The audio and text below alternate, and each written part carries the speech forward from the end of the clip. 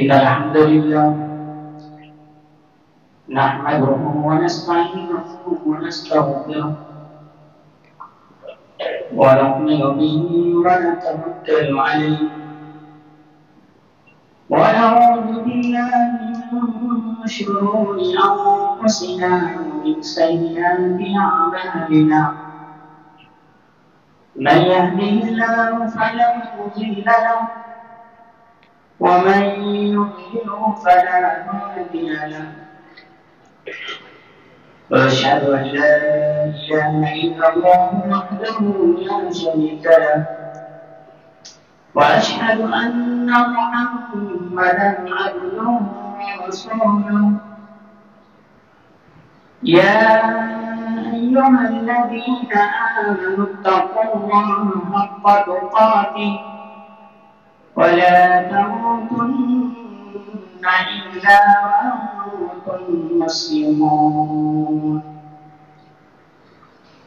يا أيها الناس اعبدوا ربكم الذي خلقكم من نفس واحدة وخلق منها زوجها وبث منهما رجالا كثيرا ونساء واتقوا الله الذي تساءلون به والأرحام إن الله كان عليكم رقيبا يا أيها الذين آمنوا اتقوا الله وقولوا قولا سديدا يصلح لكم أعمالكم ويغفر لكم ذنوبكم ومن يطع الله ورسوله فقد فاز فوزا عظيما أما بعد فإن خير الحديث كتاب الله وخير الهدي هدي محمد صلى الله عليه وسلم وشر الأمور محدثاتها وكل محدثة بدعة وكل بدعة ضلالة وكل ضلالة في النار. أعوذ بالله السميع العليم من الشيطان الرجيم قاف والقرآن المجيد بل عجبوا أن جاءهم منذر منهم فقال الكافرون هذا شيء عجيب أئذا متنا وكنا ترابا ذلك رجل بعيد قد علمنا ما تنقص الأرض منهم وعندنا كتاب حفيظ بل كذبوا بالحق لما جاءهم فهم في أمر مريج أفلم ينظروا إلى السماء فوقهم كيف بنيناها وزيناها وما لها فروج والأرض مددناها وألقينا فيها رواسي وأنبتنا فيها من كل زوج بهيج تبصرة وذكرى لكل عبد منيب ونزلنا من السماء ماء مباركا فأنبتنا به جنات وحب الحصيد والنخل باسقات لها طلع نضيد رزقا للعباد وأحيينا به بلدة ميتا كذلك الخروج كذبت قبلهم قوم نوح وأصحاب الرس وثمود وعاد وفرعون وإخوان لوط وأصحاب الأيكة وقوم تبع كل كذب الرسل فحق وعيد أفعينا بالخلق الأول فهم في لبس من خلق جديد من همزه ونفخه ونفسه فمن زحزح عن النار وأدخل الجنة فقد فاز وما الحياة الدنيا إلا متاع الغرور من شهد أن لا إله إلا الله وأن محمدا رسول الله حرم الله عليه النار اور بسلامي سبيل وسبيل أمري وحمد عقدة من لساني فقولي اللهم أرزقني إيمان. حاضرین امام، ہر قسم کی تعریف اور کی بجائی اور بڑائی وصلات شریف کے لیے جو ہم سب کا پالن ہار ہے، ہم سبوں کا خالق و مالک ہے، جس نے دنیا کی تمام چیزوں کو پیدا کیا ہے. پھر اس کے بعد درود و سلام اور تمام ان کے رسول پر اور بالخصوص ہمارے تاجدار مدینہ جناب مصطفیٰ صلی اللہ علیہ وسلم اللہم صلی علیہ. سامعین کرام، اس خطبہ جمعہ میں جس موضوع کو لے کر میں یہاں پر حاضر ہوا ہوں وہ ہے جہنم کے آزادی کی کچھ اسباب. یعنی کہ ہم جہنم میں جانے سے کن کن امور کا کام کریں گے کہ اس سے ہم جہنم سے بچ پائیں گے. سامعین کرام، ہم میں سے ہر شخص کی یہ خواہش ہے، ہم دعا کرتے ہیں کہ اللہ رب العالمین ہمیں جہنم سے نجات دے. یہ ہر آدمی کی خواہش ہے، ہر انسان یہ چاہتا ہے کہ ہمیں جہنم سے نجات مل جائے اور پھر اس کے بعد ہمیں جنت میں داخل کر دیا جائے.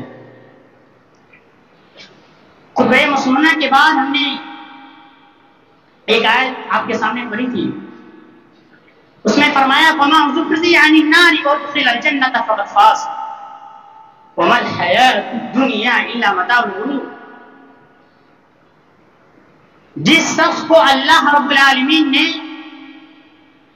جہنم سے دور کر کر اور جنت میں داخل کر دیا تو بس وہ کامیاب ہو گیا. یہ کتنی بڑی بات ہے میرے بھائیوں کہ اللہ رب العالمین اس شخص کو جہنم سے دور کر کر اور جنت میں داخل کر دے گا تو یہ اس کے لیے بہت بڑی کامیابی ہوگی. آگے قرآن مجید میں اللہ رب العالمین فرما رہا ہے وَمَا الْحَيَاةُ الدُّنْيَا إِلَّا مَتَاعُ الْغُرُورِ. یہ دنیا کی زندگی گھاٹے کے سامان ہے. اس کے بعد اللہ رب العالمین نبی کریم صلی اللہ علیہ وسلم سے کہہ رہا ہے، آپ صلی اللہ علیہ وسلم فرمایا من شہد ان لا الہ الا اللہ وان محمد رسول اللہ ان اللہ حرم علی النار. یعنی جو شخص اللہ رب العالمین کو ایکتا مانا اور جانا اور اللہ رب العالمین کے علاوہ کسی کو نہیں پکارا اور اللہ رب العالمین کے سوا کسی کے سامنے نہیں جھکا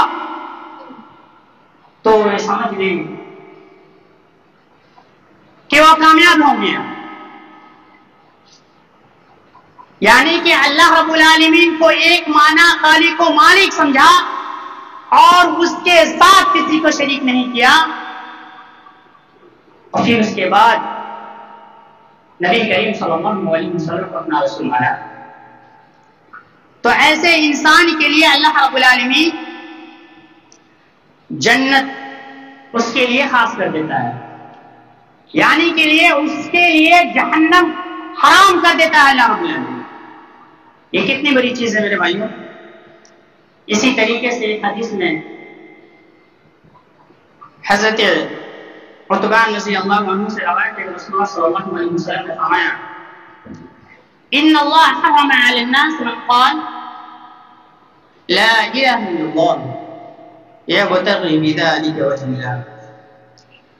بے شک اللہ اس شخص کو جہنم سے دور کر دے گا جو محض اللہ کی رضا کے خاطر لا الہ الا اللہ، یعنی اس کے دل میں اللہ رب العالمین کے لیے خاص عبادت کرتا ہے اور کسی کے آگے نہیں جھکتا ہے. وہ اپنی مرادیں اللہ رب العالمین سے مانگتا ہے، کسی پیر ولی سے نہیں مانگتا ہے. تو اس کے لیے اللہ رب العالمین نے کیا کہا ہے؟ اس کے لیے اس کے اوپر جہنم کا آگ حرام کر دیا ہے. اسی طریقے سے ایک حدیث میں جسے راوی ہے حضرت جابر رضی اللہ عنہ بیان کرتے ہیں کہ ایک شخص آپ صلی اللہ علیہ وسلم کے پاس آیا اور کہنے لگا کہ دو واجب کرنے والی چیزیں ہمیں بتائیے. تو آپ صلی اللہ علیہ وسلم نے فرمایا کہ من مات لا یشرک باللہ من مات لا یشرک باللہ شیئا دخل الجنہ ومن مات یشرک باللہ دخل النار. یعنی جو شخص اپنی پوری زندگی میں اپنے موت تک اللہ رب العالمین کے علاوہ کسی کو اپنا ساجی نہیں بنایا، کسی کو اپنا رب نہیں مانا، کسی کے آگے اپنا سر نہیں جھکایا، پھر اس کے بعد اور مر گیا، یعنی پوری زندگی وہ شرک سے بچا رہا، تو اس کے لیے اللہ رب العالمین جنت تیار کر رہا ہے. یعنی وہ اپنی زندگی میں نہ شرک کیا، نہ کسی کے سامنے جھکا، اللہ رب العالمین کے سامنے جھکا، تو اسے کیا کہہ رہا ہے اللہ رب العالمین؟ اسے جنت میں دے گا. وَمَن مَاتَ يُشْرِكْ بِاللَّهِ دَخَلَ النَّارَ. اور جو شخص اپنے موت سے پہلے یعنی اپنی پوری زندگی میں اللہ رب العالمین کے علاوہ کسی اور کو پکارتا ہے، کسی اور کے سامنے جھکتا ہے، تو اللہ رب العالمین کہہ رہا ہے کہ اس کو دوزخ میں ڈال دیا جائے گا. یہ کتنی بڑی چیز ہے میرے بھائیوں. سامعین کرام، اسی طریقے سے اللہ رب العالمین قرآن مجید میں فرما رہا ہے اِنَّهُ مَن يُشْرِكْ بِاللَّهِ فَقَدْ حَرَّمَ اللَّهُ عَلَيْهِ الْجَنَّةَ وَمَأْوَاهُ النَّارُ. یقین کر لو کہ جو شخص اللہ کے ساتھ شریک ٹھہراتا ہے اللہ تعالیٰ نے اس پر جنت حرام کر دی ہے، اس شخص کا ٹھکانہ جہنم ہے. اس آیت کریمہ میں بھی اللہ رب العالمین فرما رہا ہے کہ جو شخص اللہ رب العالمین کے ساتھ شریک کرے گا، شرک کرے گا اور اس کو ساجی بنائے گا، تو اللہ رب العالمین اس کا ٹھکانہ ہمیشہ ہمیشہ کے لیے جہنم میں بنا دے گا. اور ایک حدیث میں حضرت جابر رضی اللہ عنہ بیان فرماتے ہیں کہ نبی کریم صلی اللہ علیہ وسلم نے فرمایا کہ جو شخص 3 مرتبہ اللہ رب العالمین سے دعا کرتا ہے کہ اے رب العالمین ہمیں جنت میں داخل کر دے، تو اس کے بعد جو شخص اللہ رب العالمین سے دعا کرتا ہے کہ ہمیں جنت میں داخل کر دے، ہمیں جنت نصیب فرما، تو اس شخص کے لیے جنت بھی دعا کرتی ہے اللہ رب العالمین سے کہ اس شخص کو یا اللہ تو جنت نصیب فرما، جنت میں بھیج دے۔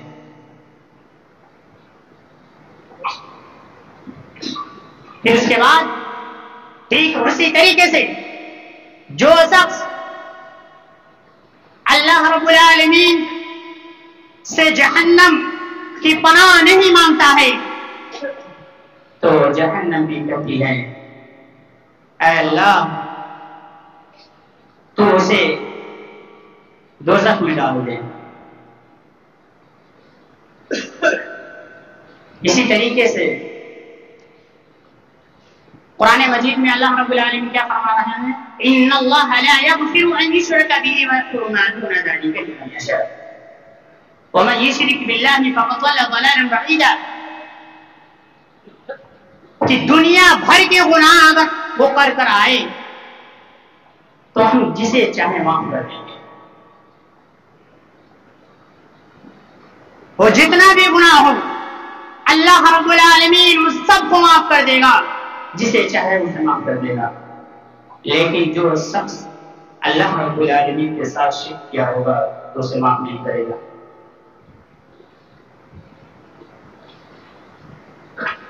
اسی طریقے سے جہنم میں جانے کا دوسرا سب سے بڑا جو اسباب ہے وہ ہے اخلاص، یعنی کہ پہلا توحید، پھر اس کے بعد اخلاص۔ اخلاص کا معنی یہ ہے کہ جو شخص اللہ رب العالمین کے لیے عبادت کرتا ہے خالصتاً اللہ رب العالمین کے لیے کرنا چاہیے، اس میں ریاکاری اور دکھلاوا نہیں ہونا چاہیے، خالص اللہ رب العالمین کے لیے عبادت کرنی چاہیے۔ اسی طریقے سے ایک حدیث ہے، نبی کریم صلی اللہ علیہ وسلم نے فرمایا لن يوافني عبد يوم القيامة يقول لا إله إلا الله يبتغي بها وجه الله إلا حرم الله عليه النار۔ جو بندہ قیامت کے دن اللہ سے اس حالت میں ملے گا کہ اس نے خالصتاً اللہ کو راضی کرنے کے لیے اللہ کے سوا کسی کی عبادت نہیں کیا، یعنی کہ جو بھی اللہ رب العالمین کے لیے عبادت کر رہے ہیں وہ خالص اللہ رب العالمین کے لیے ہونا چاہیے، اس میں ریاکاری دکھلاوا نہیں ہونا چاہیے۔ ایک حدیث میں نبی کریم صلی اللہ علیہ وسلم نے فرمایا کہ 3 قسم کے لوگوں کو جہنم میں سب سے پہلے پھینکا جائے گا۔ حدیث میں آتا ہے کہ سب سے پہلے ایک شہید کو لایا جائے گا اور اللہ رب العالمین اسے سوال کرے گا، اللہ رب العالمین اسے پوچھے گا کہ اے فلاں شخص، میں نے دنیا میں تمہیں جو زندگی دی تھی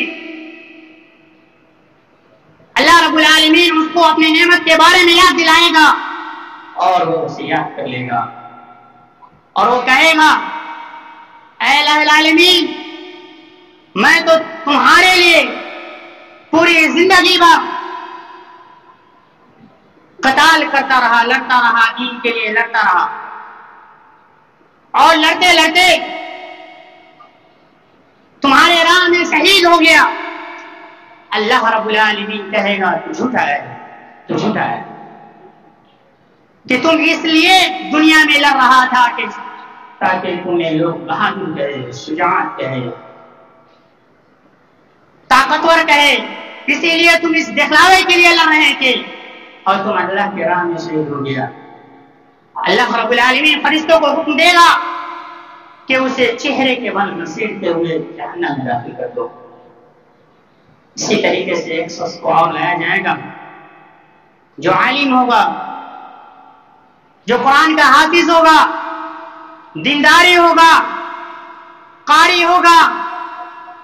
جب اسے اللہ رب العالمین اپنے نعمت کے بارے میں اسے یاد دلائے گا تو کہے گا اے الہ العالمین، ہم نے اپنی زندگی میں جو میں نے علم سیکھا تھا صرف تیری علم سیکھا تھا، میں نے بچوں کو پڑھایا تھا، میں نمازیں پڑھا کرتا تھا، میں نمازیں پڑھایا کرتا تھا، تو اللہ رب العالمین سے کہا گیا کہ تم جھوٹ بول رہے ہو، کہ تم اس لیے نماز پڑھتے تھے کہ تمہیں لوگ کہے کہ تم نمازی ہو، تم اس لیے بچے کو پڑھاتے تھے کہ تمہیں کہے کہ یہ زیادہ علم والا ہے۔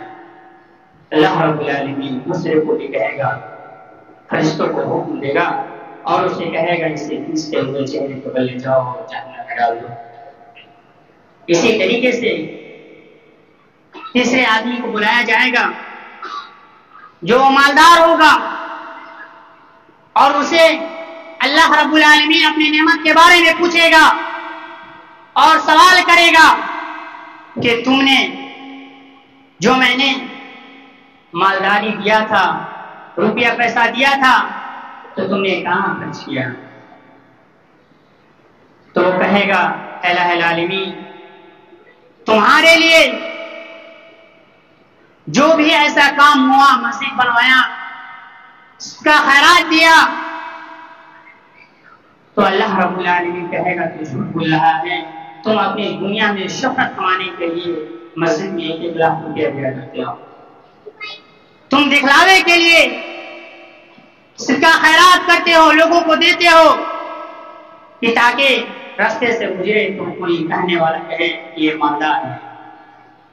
اللہ رب العالمین فرشتے کو حکم دے گا کہ اسے بھی جہنم میں داخل کر دو، گھسیٹتے ہوئے اسے چہرے کے بل جہنم میں داخل کر دو۔ اسی طریقے سے جہنم کے آزادی کے اسباب میں سے ایک اسباب ہے دعا، یعنی کہ اللہ رب العالمین سے ہم سبوں کو یہ دعا کرنی چاہیے کہ الہ العالمین دوزخ ایسی چیز سے ہمیں محفوظ رکھ۔ اسی طریقے سے اللہ رب العالمین قرآن مجید میں فرما رہا ہے والذین یقولون ربنا اصرف عنا عذاب جہنم ان عذابها کان غراما انها ساءت مستقرا ومقاما، اور جو یہ دعا کرتے ہیں کہ ہمارے رب ہم سے دوزخ کا عذاب پرے ہی پرے گا، دور ہی دور رہو، کیونکہ اس کا عذاب لپٹ جانے والا ہے۔ بے شک ٹھہرنے اور رہنے کے اعتبار سے یہ بدترین جگہ ہے، یہ سب سے بدترین جگہ ہے جہنم۔ اللہ رب العالمین سے دعا کرنی چاہیے۔ اسی طریقے سے جیسا کہ حضرت عبداللہ بن عباس رسول اللہ صلی اللہ علیہ وسلم اپنے صحابہ کرام کو دعا سکھلاتے تھے، تو صحابہ کرام نے کہا کہ اس قدر دعا سکھلاتے تھے کہ ایسا لگتا تھا کہ اللہ کے رسول صلی اللہ علیہ وسلم صحابہ کرام کو سورت یاد کرا رہے ہیں کہ اللہم انی اعوذ بک من عذاب جہنم واعوذ بک من عذاب القبر واعوذ بک من فتنۃ المسیح الدجال، یعنی کہ اے اللہ ہمیں جہنم سے بچا، اے الہ العالمین ہمیں قبر کے عذاب سے بچا، اے الہ العالمین ہمیں مسیح الدجال کے فتنے سے محفوظ رکھ، اے الہ العالمین ہمیں زندگی اور موت کے فتنے سے محفوظ رکھ۔ یہ دعا سکھلاتے تھے۔ اور اسی طریقے سے ایک دعا نبی کریم صلی اللہ علیہ وسلم بکثرت پڑھا کرتے تھے جہنم سے آزادی کے لیے، ربنا آتنا فی الدنیا حسنۃ وفی الآخرۃ حسنۃ وقنا عذاب النار، کہ الہ العالمین ہمیں دنیا میں بھی کامیاب کر اور آخرت میں بھی کامیاب کر اور دوزخ کے عذاب سے بچا۔ اسی طریقے سے جہنم کے آزادی کے اسباب میں سے ایک اسباب تقویٰ ہے، یعنی کہ جو بھی کام، جو بھی عبادت اللہ رب العالمین کے لیے کر رہے ہیں وہ عبادت میں تقویٰ ہونا چاہیے، خلوص ہونا چاہیے۔ اسی طریقے سے اللہ رب العالمین قرآن مجید میں فرما رہا ہے وَإِن مِّنكُمْ إِلَّا وَارِدُهَا كَانَ عَلَىٰ رَبِّكَ حَتْمًا مَّقْضِيًّا، ثم ننجي الذين اتقوا ونذر الظالمين فيها جثيا. تم میں سے کوئی ایسا شخص نہیں ہے جس کا گزر جہنم سے نہ ہو، اور اللہ رب العالمین کسی کو معاف کرنے والا نہیں ہے. ثم ننجي الذين اتقوا ونذر الظالمين فيها جثيا. اور جو تقوی کرنے والا ہوگا، اللہ رب العالمین سے ڈرنے والا ہوگا، تو اللہ رب العالمین اسے پناہ دے دے گا. اور جو ظالم ہوگا، جو اس کے اندر تقوی نہیں ہوگا، اللہ رب العالمین اس کو گھٹنے کے بل گزر دبا دے گا. تو خلاصہ یہ ہے کہ ہمیں جہنم میں سے آزادی کے اسباب توحید، اخلاص، دعا اور تقوی، ان سب چیزوں کو اس پر عمل کرنے کی ہم لوگوں کو کوشش کرنی چاہیے. تو آئیے اللہ رب العالمین سے دعا کرتے ہیں، اے الہ العالمین ہمیں جہنم جیسی چیزوں سے محفوظ فرما. اے الہ العالمین ہمیں جنت میں داخل کرا دے. اے الہ العالمین ہمیں سے دوسرے سے بیمار ہیں وہ شفا کامنا کرنا. اے الہ العالمین ہمیں سے دوسرا بے نمازی ہے، یا اللہ کو اسے نمازی بنا دے. آمین. وآخر دعوانا الحمدللہ رب العالمین.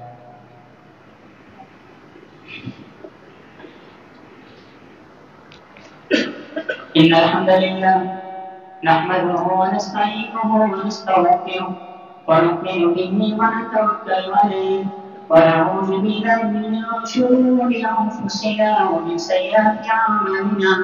من يهده الله فلا مضل له ومن يضلله فلا هادي له.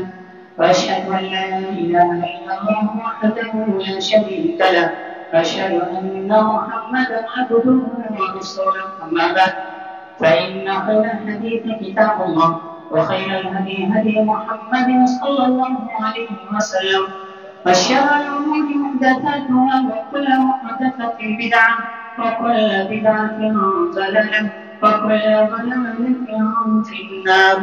أعوذ بالله من الشيطان الرجيم. بسم الله الرحمن الرحيم. إن الله وملائكته يصلون على النبي يا أيها الذين آمنوا صلوا عليه وسلموا تسليما. اللهم صل على محمد وعلى آل محمد كما صليت على إبراهيم وعلى آل إبراهيم إنك حميد مجيد. اللهم بارك على محمد وعلى آل محمد كما باركت على إبراهيم وعلى آل إبراهيم إنك حميد مجيد. عباد الله رحمني ورحمكم الله. إن الله يأمر بالعدل والإحسان وإيتاء ذي القربى وينهى عن الفحشاء والمنكر والبغي يعظكم لعلكم تذكرون. اذكروا الله يذكركم وادعوه يستجب لكم ولذكر الله أكبر والله يعلم ما تصنعون.